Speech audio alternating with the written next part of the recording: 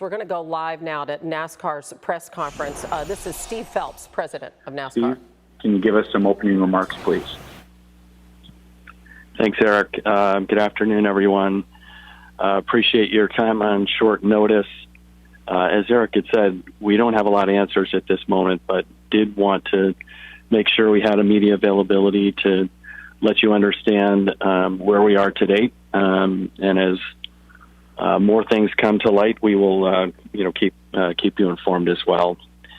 Hey, before we get into some timeline things, I won't read our full statement, but I thought there was one sentence that was particularly important to talk about, and I will read it now. As we have stated unequivocally, there is no place for racism in NASCAR, and this act only strengthens our resolve to make the sport open and welcoming to all.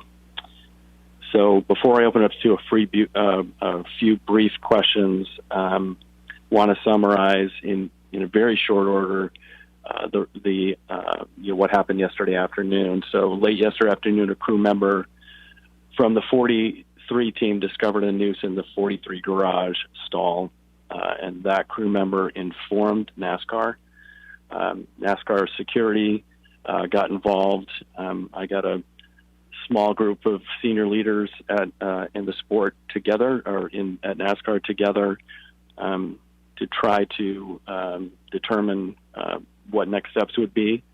First thing was to launch an immediate investigation into this heinous act. As part of that, we this morning at 7:30 we notified the Birmingham office of the FBI, and they are currently on site. And they've started their investigation. We are, as I said, in the early stages of this, and we will continue to keep the media informed as we learn more. Obviously, this is a very, very serious act, and we take it as such. We will do everything in our power to make sure that whoever has committed this act, comes to justice and comes to light, and we rid this type of behavior from our sport. So with that, I'll turn it back over to Eric quickly. Hey, thanks, Steve. Now I'm going to hand it back to our operator to open the line for all of you for media questions here. Gentlemen, thank you. Once again, to our phone audience, that is *1 if you would like to ask a live question. And if you're joining with a speakerphone, please return to your handset before pressing *1 to be certain that your signal as well as your voice does reach our equipment. That is *1, ladies and gentlemen, and we'll take a moment to assemble our roster. Our first question today is going to come from the line of Jordan Bianchi at The Athletic. Steve, question about cameras in the garage. We know Talladega has cameras in the garage. How many cameras are there, and were they all working, and have you been able to get any video from them yet? Yeah, Jordan, we're not going to get into the specifics about the number of cameras and, what is on the cameras, how many.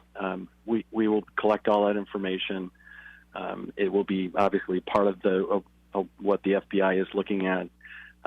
Again, as details become available that we can share, we will share, but too early to get into specifics around video, the video usage or what we were able to capture on video. Thank you.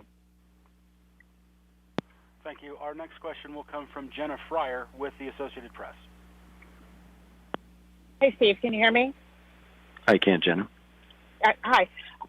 Who at that stage of the afternoon, I guess you're not going to go over the timeline about when it was discovered, but who would have had access to the garage? Crew members, NASCAR employees?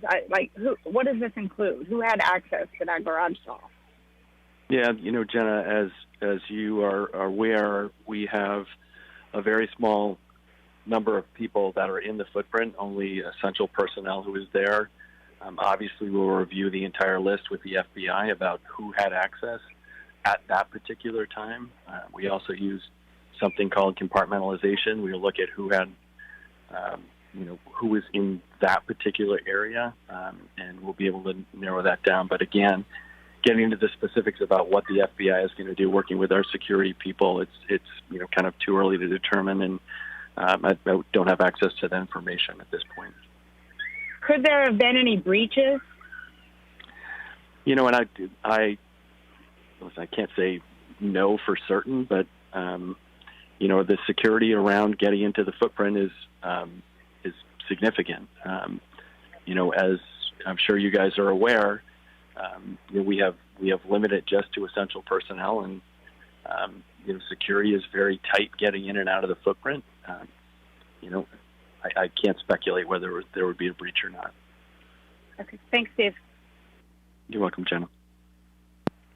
Next, we'll hear from Fox Sports on the line of Bob Pockris.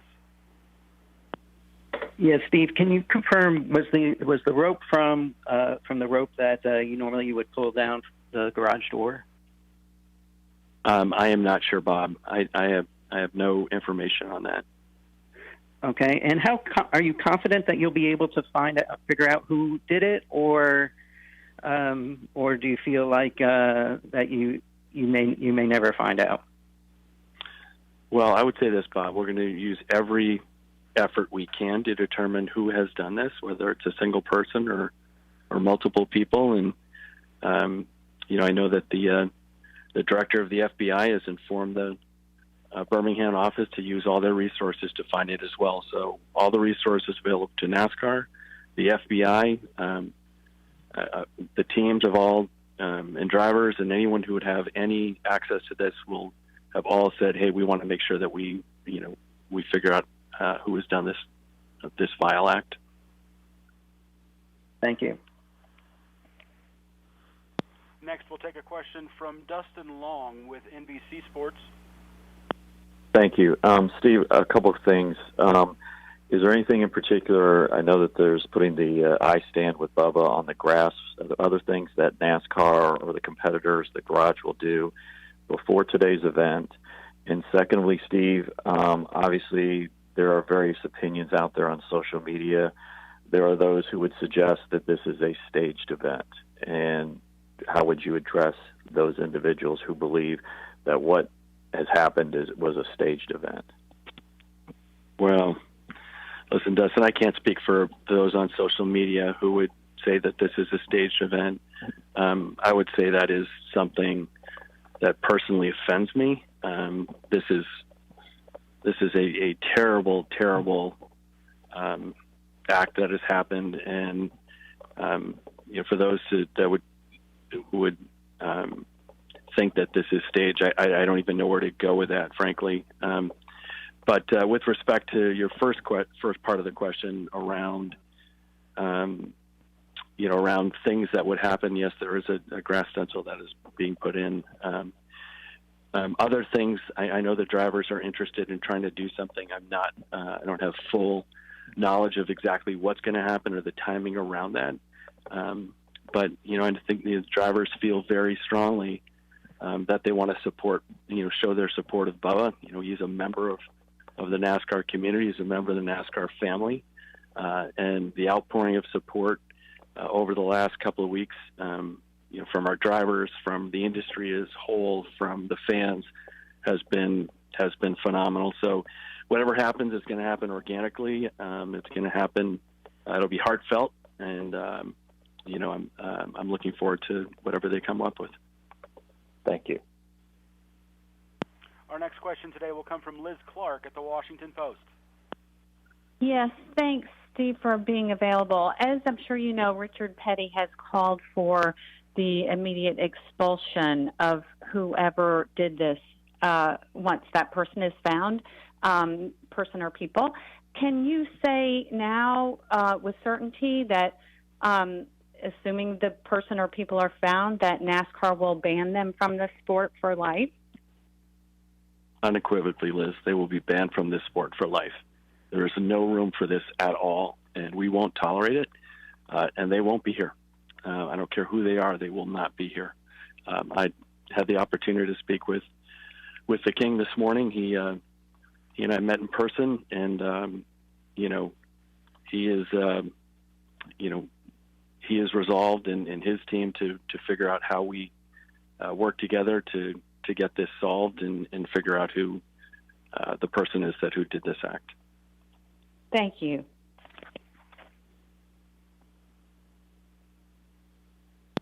And next we'll hear a question coming from the line of Claire Lang at Sirius XM Radio. Thank you. I'll combine my questions into one. There are several. Have you spoken with Bubba? What was that conversation like? Can you talk about allowing the 43 team to maybe check the car to make sure it's safe? And have you stepped up security as a result of this for Bubba, for the team, for anything beyond that? Thank you so much. Yeah, Claire, I'll address them as they came. Yes, I have spoken to Bubba. In fact, I'm the one that informed Bubba that this act had happened.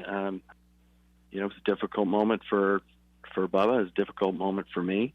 But he is, he's handled it with the grace that he has handled, everything that's happened over the last few weeks. And, with respect to the car, that's something that we did allow the team to look at and make sure the car was in good shape. I won't get any specifics about, what that is, but yes, the team was allowed to do that. And I'm sorry, Claire, what was the third question? Well, whether you have stepped up security, people were calling in on the air on Sirius XM or sending notes and saying, are you going to take care of Bubba? Is there additional security as a result of this, even though I know the access to the garage, et cetera, is limited? Yes, we have. You want to make sure that Bubba is safe, and we have stepped up security. And again, this is a family that needs to take care of one of its family members who's been attacked. And we will firmly support as an industry, as a family and a community, to make sure Bubba and everyone else in this sport is safe. Thank you so much. Thanks. I believe that's all the questions. I'll send it back over to Eric. I want to thank everyone, for their time. This is a difficult time for our sport, but we are going to react swiftly. And again, we're going to use all the means, resources at our disposal, and those of the FBI to make sure this person or persons are caught and dealt with swiftly and severely. Thanks all for your time. I'll send it back to Eric. Hey, thanks, Steve. And thank you to all the media here for making the time to join us here. We look forward to providing more details once our investigation is complete, and we'll let you all know about another media availability in the near future at that time. Again, thank you all for making the time, and have a great rest of your day. Thanks much.